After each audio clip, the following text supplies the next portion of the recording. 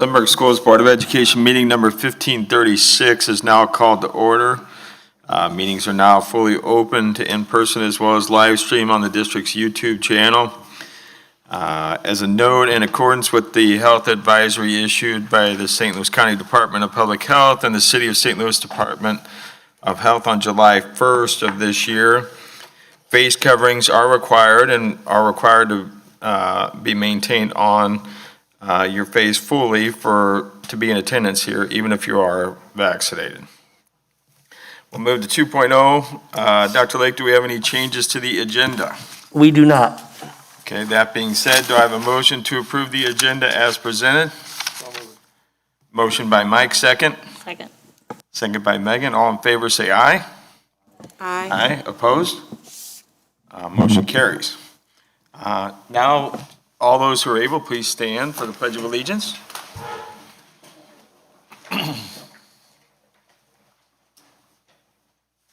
I pledge allegiance to the flag of the United States of America and to the republic for which it stands.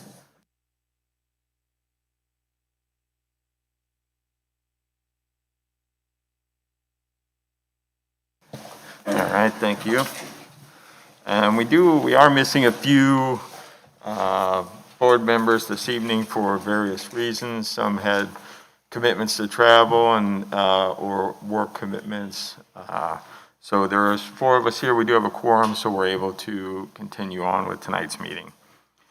4.0 special recognitions. Tonight we are recognizing the 2020 Central Office Support Staff Person of the Year. So Dr. Sparks, take it over. I want to know how much time you all have tonight because I could speak forever about Colin Davitt. So Colin, come on up and join me.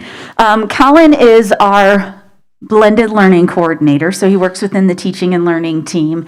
And if you are ever watching us on Zooms and you see a picture of a young man in a military uniform, that is Colin Davitt. And it is one of the key elements of who he is as a person. He is a servant leader.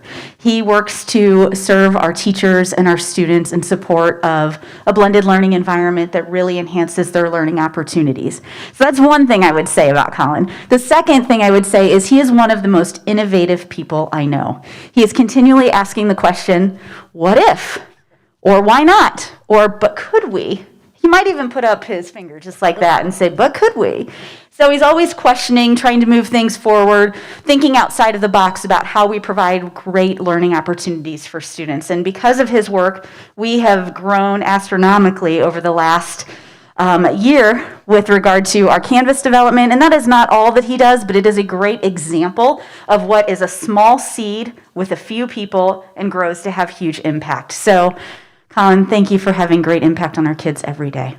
And a shout out to your family, the Davitt family, for being here. Woohoo!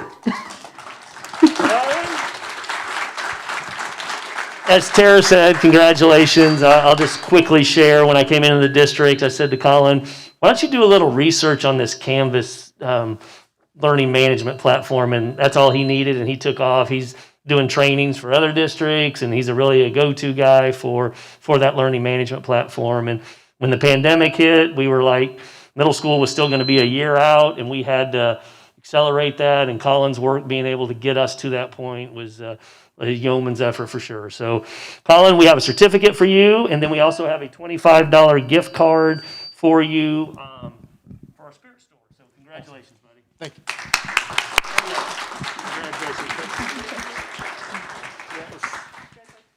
Yep.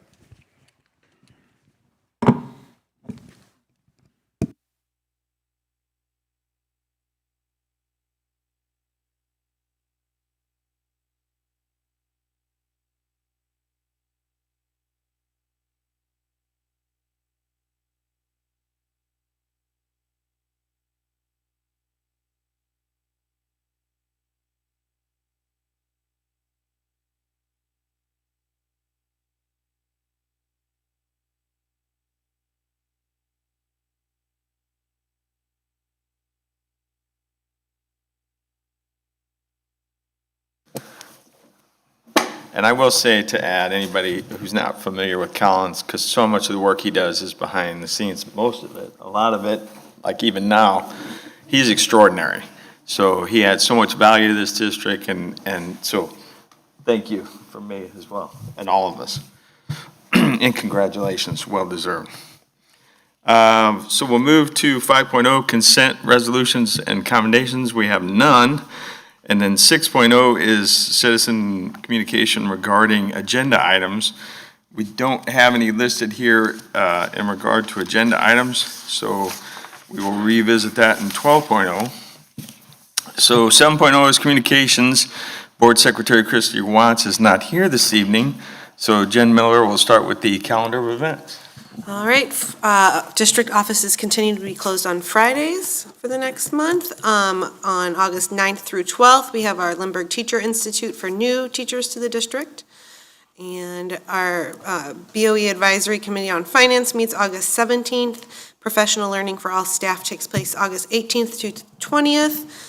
August 19th is Meet the Teacher Night at our elementary schools, and our next Board of Education meeting will be at 7 p.m. that same evening. All right, thank you. 7.02 is report of meetings. That's where any of us here who have been into a parent meeting, state meeting, any other meeting in regards to the work that's done up here can report on that. So if anybody has anything. I know in the summer the load's pretty light, so. We'll move on to 7.03, which is announcements, and we do have one from Dr. Lake. Sure. So through conversations with the board, we, and just looking at our work in general about the flow of paying our bills and getting all of that ready for board meetings, the cadence of our work, we felt like Thursdays, moving our board meetings to Thursday nights, and we're going to move that to the third week of the month on Thursdays starting in August. So we just wanted to make sure everybody knew that, but that will be posted and published on our agendas, but just to allow us to do our work and the cadence we need to give us the time that we need to get things in place to do our work. So we'll be moving those to the third Thursday of the month. All right, thank you. 7.04 is the review of the upcoming Board of Education meeting agendas. Jen? All right, so our meeting, as we said earlier, is August 19th. We have 3 program evaluations, Title I, Transportation, and Community Education. We will also be looking at our annual homebound service contract, the tuition rate for the 21-22 school year. We have readoption of a few policies and a second reading on policies from this evening. Thanks. Okay, thank you. 7.05, we do not have any member appointments, so we'll go to 7.06, which is the MSBA board report. So we'll now watch the July MSBA report.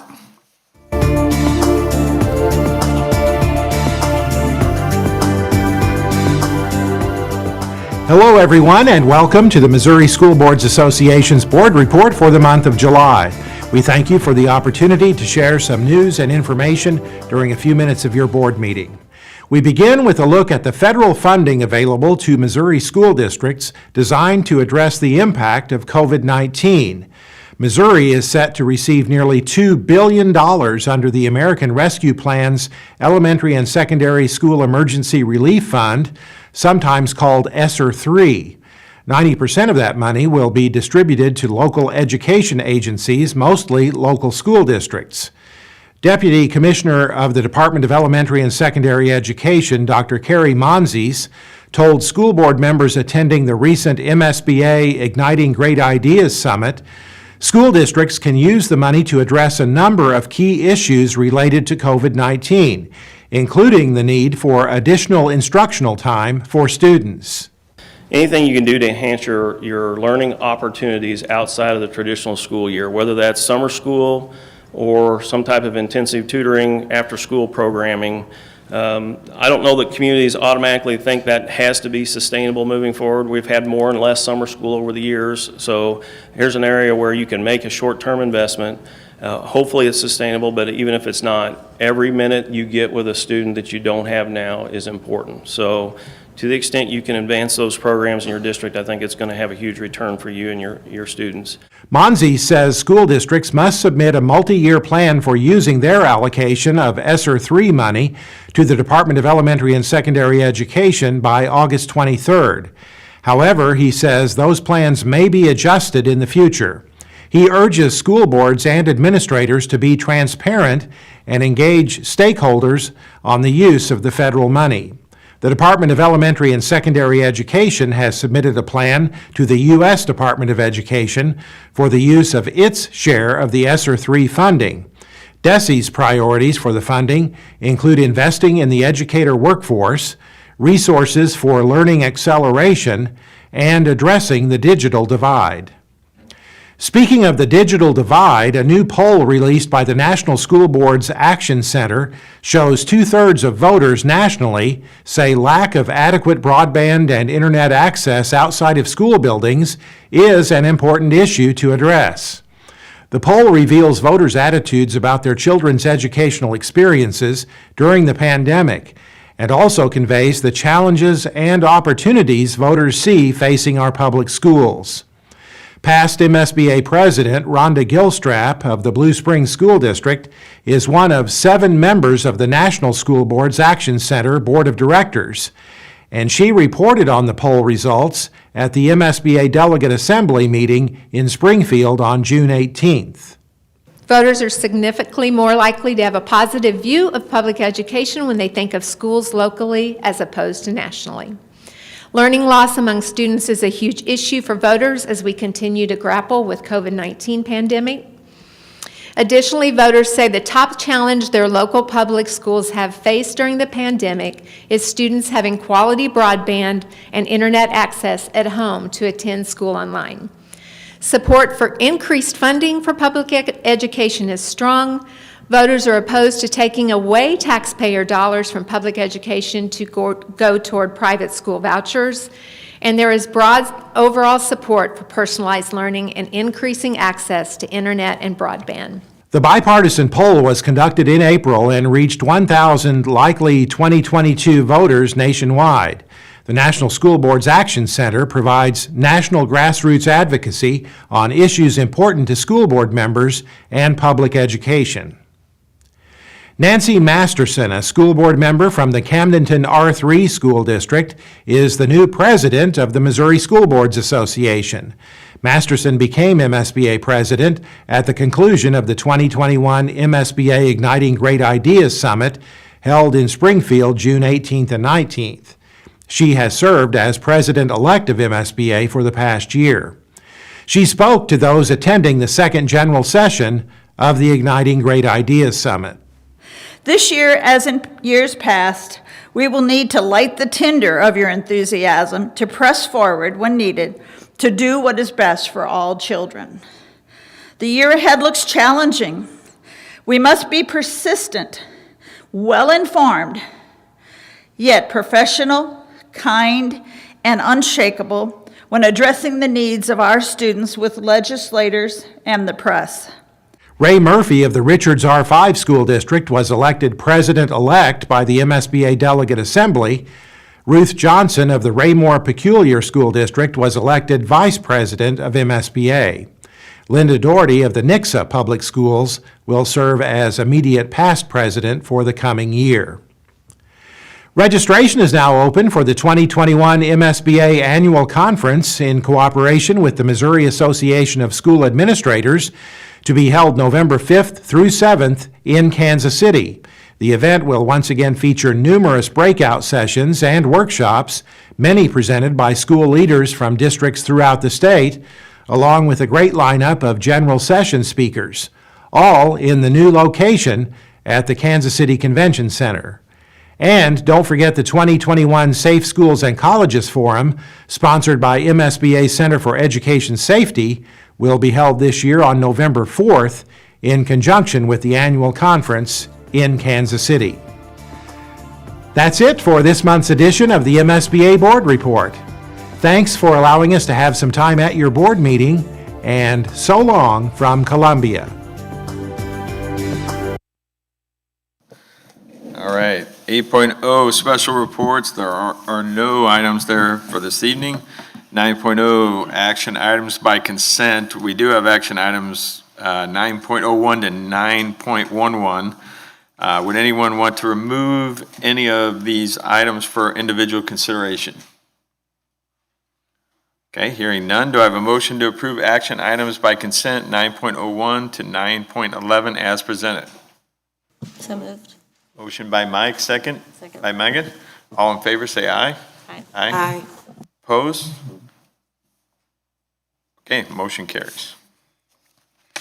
Yeah, I just wanted to comment. Oh, I'm sorry, Mike. Yeah, no, that's okay. In that, in those, I'm sorry, in those consent items, we had a gift of $2,000 from the Crestwood Sunset Hills Rotary Club for Lindbergh character development, character education, and I just wanted to make sure that we thank them in this public forum, because so often these gifts come into the district or often through the district foundation, and so few people know that they're happening. And yet there are groups and there are people out there who believe in Lindbergh and give financially, as well as their own time and volunteer work and so forth. So we want to thank the Crestwood Sunset Hills Rotary. Thank you. Absolutely. Thank you, Mike. So we'll move to 10.0 individual action items. So we do have one item here regarding asbestos abatement to be included in Prop R. So Joelle? Yes, we have one item. It's a competitive purchasing item. Anytime a competitive purchase could exceed $1 million in this case, we don't know what the cost of the asbestos removal will be in the old section. We're doing the new section right now, so the old section, but we know there will be some, so it's potentially over $1 million. And we want it to go out to vendors in advance of needing those services to get a fixed rate that would apply to each instance where we didn't have to go out to bid each time, so that we can keep the project moving along. So we did put it out to competitive bid. 19 different vendors were invited, and we had 2 respond, and we're asking the board to approve us to go with the services that were fixed unit pricing and a quality bid. All right, thank you. So do I have a motion to approve item number 10.01 for asbestos abatement in Lindbergh schools to include Prop R LHS? So moved. Motion by Jen, second. Second by Mike. All in favor, say aye. Aye. Aye. Opposed? Okay. Do we have any questions first before I approve it? Okay, motion carries. Okay, we'll move to 11.0. On 11.01, we have one item for the record. That was the Lindbergh Media Services Program Evaluation. This item is for information purposes only, and if you have any questions, you can contact Dr. Sparks with those questions. And for review of board policies, we have 2, 4, 6, 8, 11 board policies for review, and if you have any questions, this is the first reading, and then we'll approve those in August. So if you have any questions, contact Dr. McKinney with those questions on any of those policies. All right, now we move to 12.0, which is citizen comments regarding non-agenda items. So when I call your name, please come forward. State your name and the agenda item on which you wish to speak. If you're speaking on the same topic of another individual, we ask that you share new information and not repeat information that's already been shared. The board takes all these comments under advisement and will respond at a later date. So I'll start with our first signee, which is Jason Fry.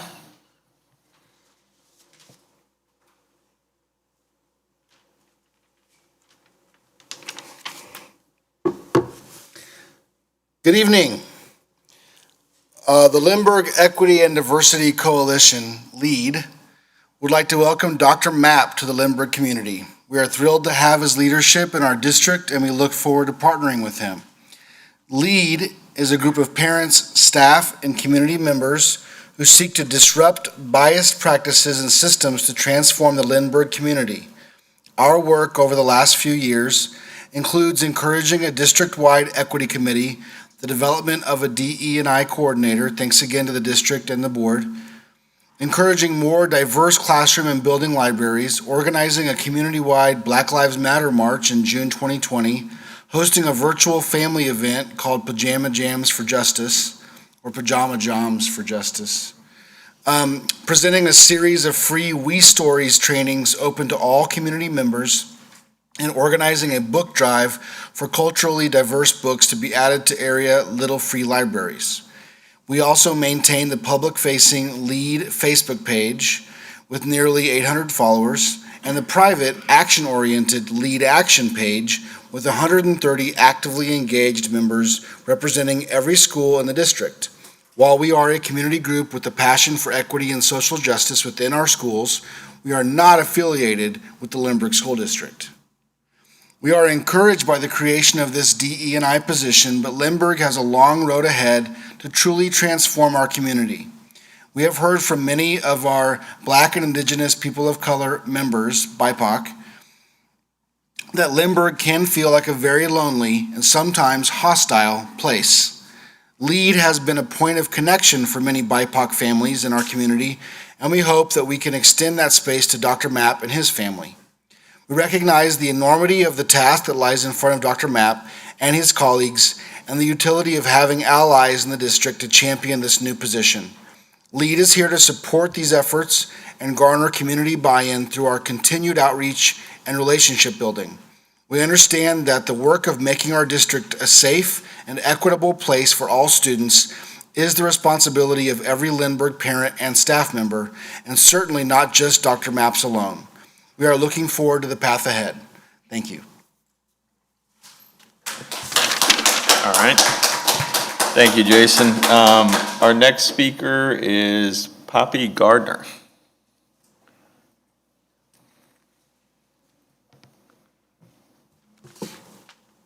My name is Poppy Gardner. Why are we here?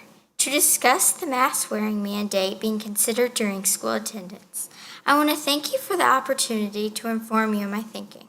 My thinking is based on my school education, family education, and plain old paying attention to my world. You, the members of the board, have to make a decision. Lucky for you, I'm here to help you with your great opportunity. The great opportunity is to demonstrate your value as trusted advisors and leaders. You know, the people in charge. First, a definition of the word propaganda. Propaganda is the propagation of false information by people in charge. I suspect you are just following the advice or opinion of the people in charge of you, your bosses. Who are these people? It should be the parents and students of the district, right? So here's a great opportunity you have. Demonstrate to your parents, student customers your value by showing proof that masks actually work. Same for the jab propaganda. I request you use science, a class we are taught in our school district. Do your research of existing information that are based on scientific proof method, not opinion. Let me remind you about the method. It has 3 parts. 1, the clinical trial results. 2, peer review of results. 3, repeat the results. I already know what you should find. Viruses are small enough to pass through masks commonly worn by the public. Masks are ineffective in a propagation of false information. What you should find is that bacteria is large enough to be collected in the mask, so we are breathing unhealthy and contaminated air. My papa says wearing a mask is like using the same piece of toilet paper for a week. Nasty. I request the board research and the facts and publish your findings for all your customers to review, one that supports your decision. In conclusion, I believe we can apply a Mark Twain's observation to the whole mass social distancing pandemic issue. He said, "It is easier to fool a people than to convince them they have been fooled." I predict the pandemic's fear, suffering, hospitalizations, and deaths we hear about and react to is simply propaganda, the propagation of false information by people in charge. I ask you to do your research to convince yourself if you have been fooled or convince me I have been fooled, based on scientific proof. Thank you for your attention to my thoughts, and I look forward to grading your homework assignment at the next meeting. All right, thank you, Poppy, for coming up and speaking. And what grade are you in? 6. Thank you very much. And I will say, we generally try and have a policy of not responding to the speakers. I know it's encouraging. A sixth grader had the courage to come up here and speak, but if we could just sort of lighten the tone a little bit and let people speak. And the purpose is for them to share information with us and for us to absorb it and respond. So if we could please do that, I would appreciate it. The next speaker is Diane Dragon.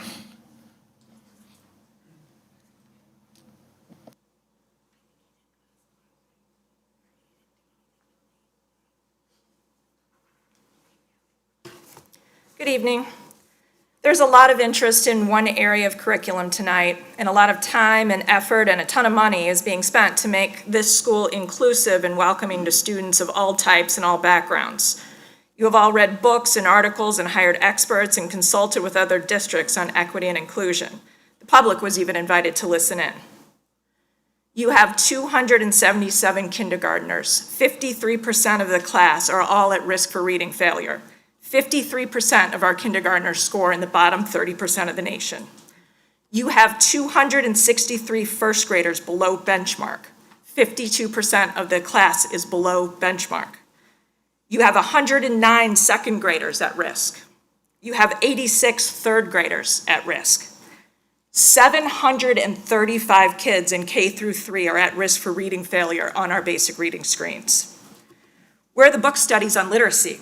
Where are the experts or the special sessions? Your current English language arts curriculum, Lucy Calkins, is banned in several states. Banned. It's against the law. It's defunded for failing to teach so many kids of all types to read. Yet we will keep this failed curriculum in our schools for at least another year. None of you are participating in the ELA curriculum committee that's ongoing right now. No parents are allowed. No videos are being broadcast or occurring. It's an invite only, it's secret.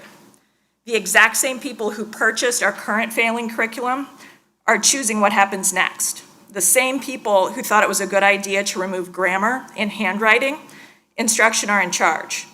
We have 735 kids of all colors and backgrounds attending this school who are not being taught to read. Illiteracy is isolating. It breeds inequity. It ensures inequality. Let me read you a quote from one of my clients that he sent to a judge who was sending him to federal prison. He had an unremediated reading disability and was being warehoused in special ed when he was in school. He wrote, "That small structured classroom was my initial step towards incarceration. It served as a fortress to isolate me from others and hindered my progress. Isolation brought paranoia and made me an easy target. The small setting cut me off from the kind of knowledge my life depended on. Jail and prison was imminent." This is not a gentleman that was incapable of learning to read. It was a man who was once a child in a school just like ours, a school with poor curriculum and failed literacy policies. He learned to read in prison. I'd prefer, and I think everyone in this room would prefer, those 735 kids are taught to read before they get to prison. Science has clearly shown us what all kids need to learn to read proficiently. Please stop ignoring the science at the peril of our children. Thank you. Thank you. Next, we have Maki Roundelman.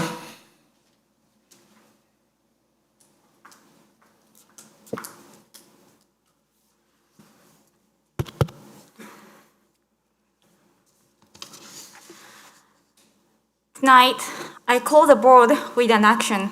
Please define 3 words with practical examples and post the definition on the website.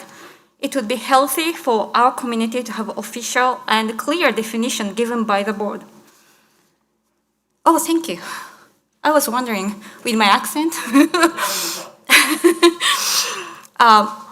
what are your definitions of equity and inclusion? Nationwide, equity suggests equal outcome and in direct conflict with equal opportunity. Equity aims to eliminate oppression. Actually, board documents and decisions are lined up with this definition. Your advisory student life committee created the inclusive decision framework in February this year. Its second point says to consider systems of oppression. You approved the professional development of grading for equity on March 9th this year, and up to 485 educators had a training on April 23rd. Consistent hard work and good habits will not be counted in grading when the method is adapted. What is the systemic oppression in current grading? Is grading for equity supposed to eliminate oppression by high-scoring students? Is our community oppressed by high salary receiving and hardworking people? Is this what you mean by equity? Another word is diversity. I suggest all the community members to watch board workshop from April 27th. Diversity is not there anymore. Only equity and inclusion. Diversity is abused in the context of culture, race, and sexual orientation only. But in educational system, there should be an acknowledgement of diverse abilities and needs. Removing middle school challenge classes is an elimination of such acknowledgement. In January 2020, Equity Committee updated at the Student Life Committee. It states that the title of honor might not be for young students as middle school students. So Equity Committee conducted elimination of challenge classes. It is an elimination of diverse needs of students. Please define what kind of diversity you are leading our district. Mr. President, you stated last month that our district does not implement CRT. It means you do not treat us as an oppressive community. So please back your statement with actions. Board of Education, it's time for your leadership. Please define equity, inclusion, and diversity. Please remove any ideological decision that believes in oppression. I refuse that my children will be seen with the lens of oppression. They are not oppressed or oppressor, not by race, not by religion, not by values, and not by academic abilities. We are equal in this community. Thank you. Okay, thank you.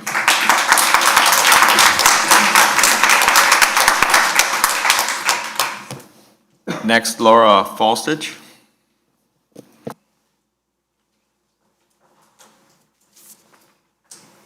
Okay. Hi. Unlike many of the people who have addressed you over the past few meetings, I am alumni from the class of '98, and though I was a Lindbergh student from 4th grade to graduation, I have also lived in various neighborhoods in the St. Louis area from Dutchtown to Baldwin. For those who are new here, St. Louis is not your average city. Per CNN, CBS News, and the FBI, we have been in the top 5 most dangerous cities in the U.S. for the past 20 plus years. We are currently number 2, only succeeded by Detroit. Yes, people here are a little rough around the edges and will say all sorts of things. I was a target many times while at Lindbergh and have proof from a few of my yearbooks. Just because someone said something mean, it is still free speech. Like it or not, we cannot let others' words hold us back. Rather, we should realize that what someone says is only a reflection of them. St. Louis is a vocal city. Where else has the quarterback of a pro football team had to ask the fans to stop booing? Please wake up to the city you live in. When a child can actually read and write, they have language skills to utilize in their defense. Allowing their feelings to control them because they heard a derogatory or even racist word is not going to help them. To paraphrase Denzel Washington's character in Remember the Titans, Coach Boone, this world doesn't care how sensitive these kids are. You aren't going to do them any favors by patronizing them. You're crippling them. You're crippling them for life. If Lindbergh is concerned about diversity, why did it opt out of the desegregation program in 2011, even though that program continues to this day and is scheduled to continue until 2023? In my freshman class alone, 26% of students were black, and per Public School Review's website, you currently have 3% in the entire school, and I'm only mentioning one demographic. Instead of virtue signaling, your students' time would be better spent making sure all students can read, write, and think for themselves, not what the establishment wants them to think. I have heard the rhetoric that former classmates learned in college, and it is very disturbing. I used to feel stupid for not going to college, but now I am very glad I chose to gain job experience instead. It gave me a real education about the world around us, not the narrow PC view many colleges spew. I want to challenge you to watch Can We Take a Joke and No Safe Spaces, both documentaries. I have free links in my notes. They speak for themselves. Also, before white teachers and board members teach many white children about racism, please listen to what other black celebrities say about racism. Denzel Washington, Cam Newton, Lil Wayne, just to name a few. There are many more in my notes, but I chose those names because who doesn't love movies and music? These people share an interesting and valid perspective. Another thing that is much more important than anything else is providing a safe environment for education. I have personally seen 2 teachers from the district on the news about inappropriate relations with students, a previous 30-year administrator currently being investigated, and comments from previous students about at least 6 other students from my time at Lindbergh and after. If Lindbergh can't protect the students from its teachers and take appropriate action when needed, all of your other decisions are invalid and pointless. Thank you.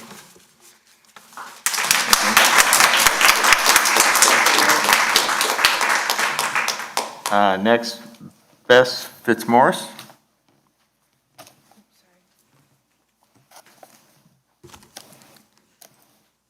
Good evening. Recently, it was reported that 30% of graduating seniors couldn't perform math and 25% couldn't read at grade level. Furthermore, on a separate study, 50% of first graders couldn't read at grade level. Yet, our focus in our district is equity, which means equal outcomes. Shouldn't we focus on making sure all students are learning? You have said the district is not teaching CRT. Here's some evidence you are. Lindbergh has and continues to use radical, ideologically driven, and disgraced SPLC, teaching tolerance, and the later iteration, Learning for Justice, as a resource for curriculum, training, and surveys. SPLC is a known proponent of CRT. Lindbergh has, in just the past 2 years, been in contract with 3 different equity consultants, spending thousands of dollars to train teachers and administrators. Those consultants include EEC and Crossroads, who trained teachers and staff recently. The third, Core Collaborative, whose $47,000 contract our board voted unanimously to approve last month without parental input.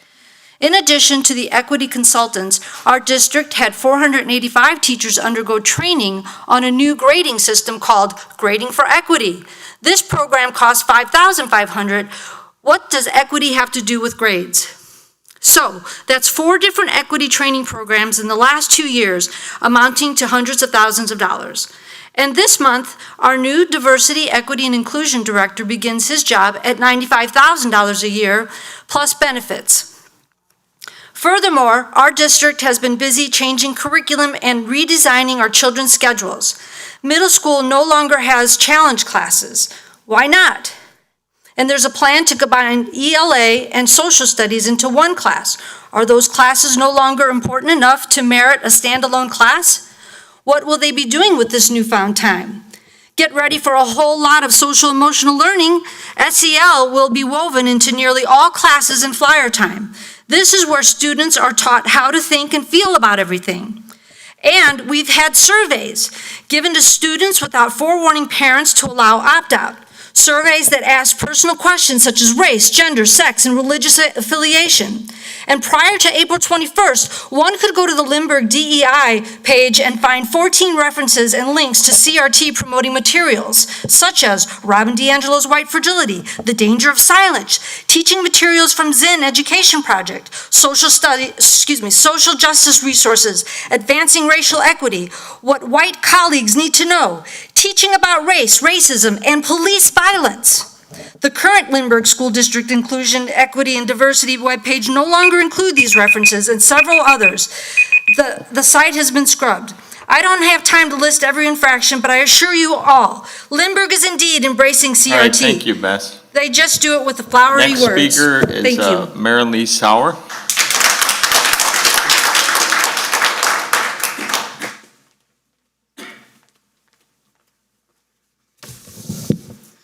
Board, you deny that critical race theory is being taught at Lindbergh, but under Board Policy AF, you have not clearly provided to patrons of this district the purpose and expectations of these concerning programs. You are dodging the issue and not being transparent. A theory need not be taught to be applied in practice. Critical race theory is the framework that is guiding the selection of consultants, materials, activities, and policies of this district under the umbrella of diversity, equity, and inclusion. The Missouri Constitution's purpose of education is to diffuse the essential knowledge and intelligence necessary to preserve the rights and liberties of the people. Implementing this means you treat children as individuals, instill their God-given individual rights, and teach self-governance to preserve those rights. Instead, the district is employing activities and spending funds in direct violation of the purpose of public schools. America is a constitutional republic based on universal moral law designed to protect the property of the individual. So why is the district pushing group awareness in our children through collectivist practices such as group work, democratic citizenship, restorative conferences, and equitable outcomes? Memoirs are an author's critical interpretation of what has happened to them, their lived experiences, and is designed to pull at a person's emotions, to hyper-focus the reader on empathy, and to encourage activism. So why assign our children memoirs to read instead of autobiographies? Our district's social-emotional lesson violated federal protections of pupil rights and interjected on the parental role to develop their child's identity. So why teach our children about an immutable identity based on race, gender, religion, sexual orientation, and other categories? Why? Because this is neo-Marxism implemented through critical race applied practice, or CRAP. These CRAP programs are designed to teach our children to identify, respond, and transform America because oppression, as defined by the Frankfurt School's critical theory. This is an unlawful funding of an ideological sect. Missouri Constitution, Article 9, Section 8 says that school districts should not use public funds in aid of any sectarian purpose. A sect is a philosophical or political group, especially one that is regarded as extreme or dangerous. The radical critical legal scholars that devise critical race theory fits the definition of a sect. By spending public funds to implement a cult-like theory with the goal of establishing Marxism, you are misusing public funds, disobeying the Missouri Constitution, and making taxpayers liable for your misfeasance. And if this continues, you will ultimately be guilty of malfeasance and subject the school district to legal liability. So do your job. Stop the groupthink. Ask tough questions of this administration to determine the origins of this DEI agenda and its relevance to the Missouri Constitution's purpose of education. And explain to the taxpayers how you justify this under our Constitution and statutes. Or better yet, stop approving and funding DEI. Thank you.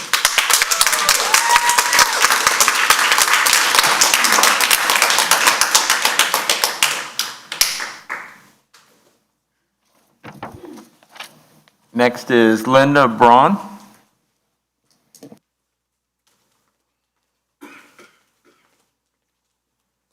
Hello. Thank you for opening the workshop to all of us, and that was really helped me to just understand a little bit more of what's going on with that.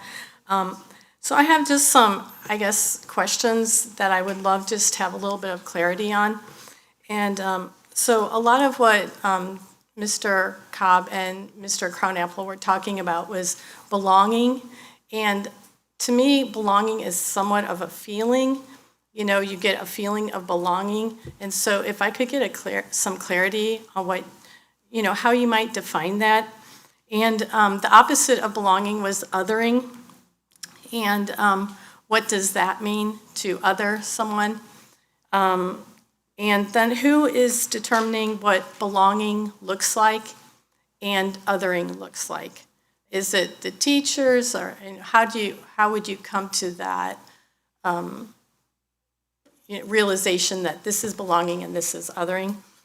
And then I guess also I've been watching some interviews of Mr. Cobb and Mr. Crownapple on YouTube by Jim Knight, and they were talking about where diversity training had failed was where there wasn't accountability or action, and as you saw in some of their models that they had action, you know, the word action on there.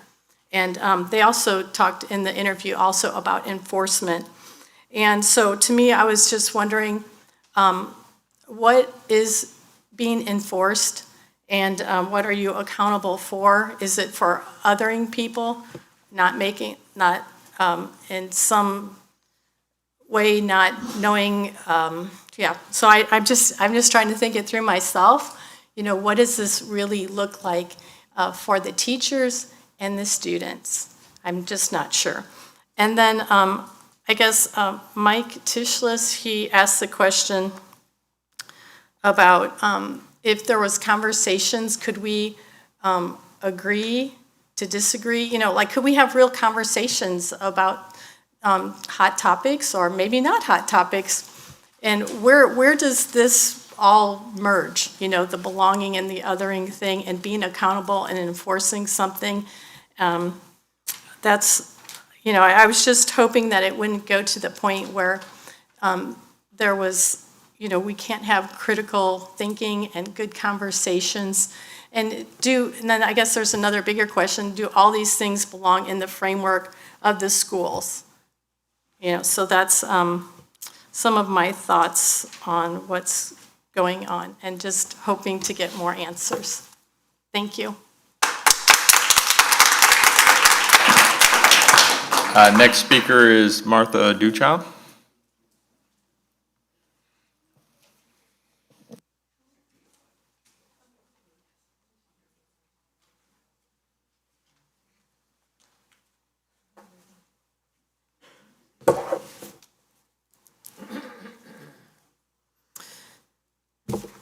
I recently finished reading Belonging Through a Culture of Dignity and would like to offer some observations. Despite the administration's assurance that this book lacks political bias, its contents don't support that conclusion. With assumptions that, quote, the very structure of society is racialized, end quote, affirmations that self-care is an act of political warfare, as well as the exhortation to reshape not only the school culture, but society at large, it's clear that the material is rooted in social justice dogma. Understandably, with social justice scholars as its authors, this is to be expected. The promise of the book is that once everyone in school feels like they belong, equity will be achieved and performance will improve. In proposing this utopian school environment, the authors sidestepped one fundamental reality. There can never be a utopia if it's to be inhabited by individuals exercising their innate free will. It cannot have escaped the board's attention that the use of this book for professional development training has brought the culture wars into the board chambers. Within this context, selecting this book can be perceived as taking sides. Regrettably, adults who wish to push preferred agendas are blurring the boundaries between community activism and curriculum in the classroom. Frustration over how district leadership is responding to the fallout from these culture wars is dividing the school community. Everyone is talking, but no one feels heard. This isn't healthy for our community, and it's certainly setting a terrible example for our students. We shouldn't be using classrooms as proxy battlegrounds for our adult conflicts, nor should we make our students casualties of our inability to find common ground. We can and should do better. If you remove the dogma and social justice buzzwords from the book, what you're left with is a repackaged version of character values. With 8 national schools of character, Limburg has already prepared the soil for improved school culture. The way forward is to chart a slightly different course. Amend the contract to focus training on the section in Chapter 7 that covers listening skills. By zeroing in on the improving a very specific area essential to effective teaching, the likelihood for improvement inside and outside of the classroom increases. Additionally, the insightful meditation from educator Chaim Ganat on page 203 would be a welcome presence in any classroom. With these tools in hand, Limburg can improve school culture while assuring adults on all sides in the culture wars that they are heard and respected. Thank you.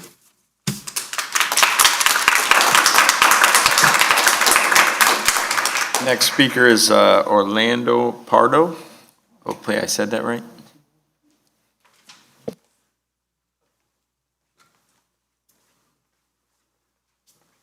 Hello, so I'm not Orlando, but he is, but we're going to switch because we have different information to share and it would make more sense that way. Are you Kim McGrath? I'm Kim McGrath, Okay, yeah. I'll flip-flop.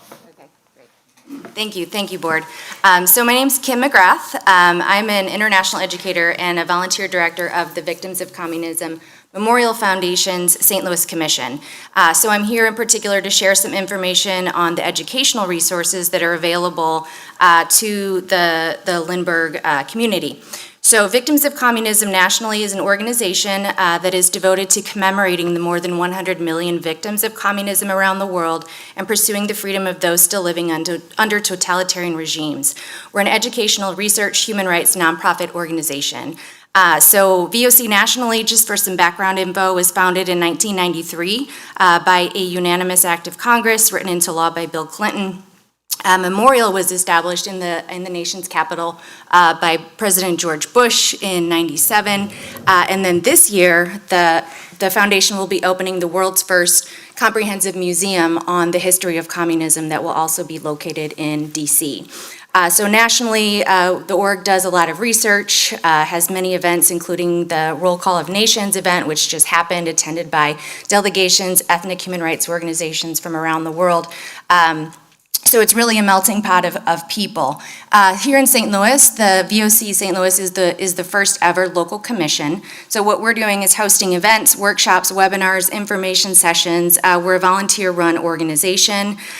We've done informational campaigns, candidate surveys for views from political leaders, all with the goal of education. So that brings me to the resource that we have available, which I've shared with some of the staff here. It's essentially a curricular resource. It is a free guide that's available, and it provides information on the history of communism, ideology, legacy, and history. So it's a really great supplement for busy teachers to help students understand communism from the Bolshevik Revolution to the fall of the Soviet Union. So given what we're seeing in the streets of Cuba, that's another reason that this type of resource is important for students. Current research does indicate that Americans are unaware of facts of the history of communism, including the number of deaths, and only 57% of millennials believe the Declaration of Independence guarantees better freedom than the Communist Manifesto. So there's lots of research indicating that students need this information, and along with a number of our volunteers, we were very impressed with Lindbergh's presentation on how a topic like communism could be taught in alignment with the program learning outcomes and also Missouri state standards. So that's an amazing example that has been put forward by this district. So I wanted to share the resource that's available along with a free training that happens every year in the nation's capital. It will be online this year, and the deadline to register is tomorrow. So our website is victimsofcommunism.org/STL. Please feel free to visit, and I do have some handouts which I'll share with the group as well. Thank you. Next, Orlando.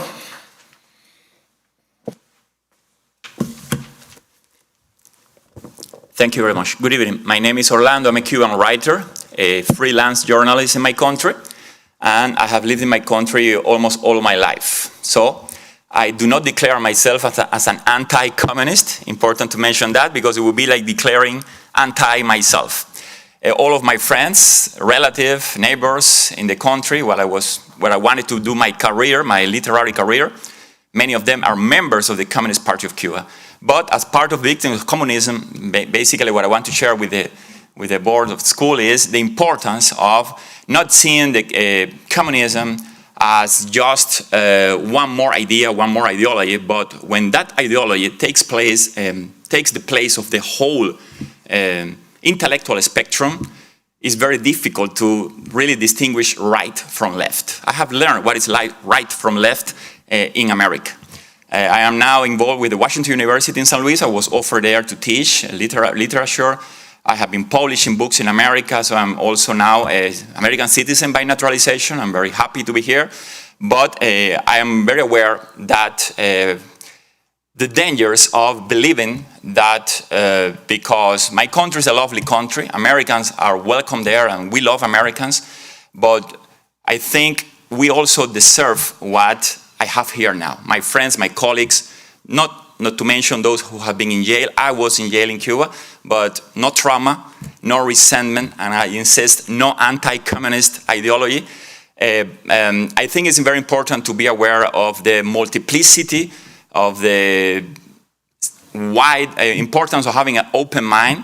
My belief regarding a speech that we don't like is more speech, not censoring speech, and also the notion that the state government is not, unfortunately for some, but it's not the source of wealth, it's not the source of rights, it's not the source of morals, and in a way it's just something that should be administering because we cannot be all of part of the government. And so when that notion takes place, the whole country, the conclusions, and then my last minutes is a country which is still lovely country because I love my people, where any different idea, where all the debates that are taking place in America, some of those debates have been mentioned here, would never take place. A country where a socialist like Bernie Sanders would be in jail or maybe shot. And maybe sounds terrible to mention, but a country where certain visions of society will be considered evil and therefore will be out of its place. So my testimony I would like to conclude here about, well, the importance of getting some education, but I know that you can get this thanks of the freedoms of speech and the possibility of accessing information on your own. So I value that very much, and it's something that millions of Cuba, which I insist love Americans, and I welcome you to Cuba, do not have that chance to educate themselves in Cuba. So let's take advantage in America of the possibility of knowing more. Thank you.